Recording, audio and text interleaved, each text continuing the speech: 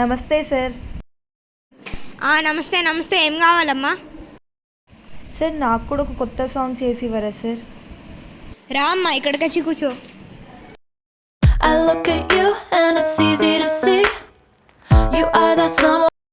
Sir ఇది కాకుండా నాకు ఇంకా కొత్తగా ట్రై చేసి ఇవ్వరా సార్? సరే అమ్మా, ఈసారి చూడు.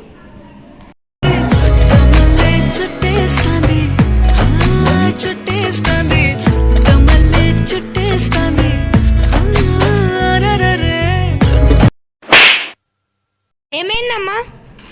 దీని వచ్చిన సాంగ్ నీ పాడాలా?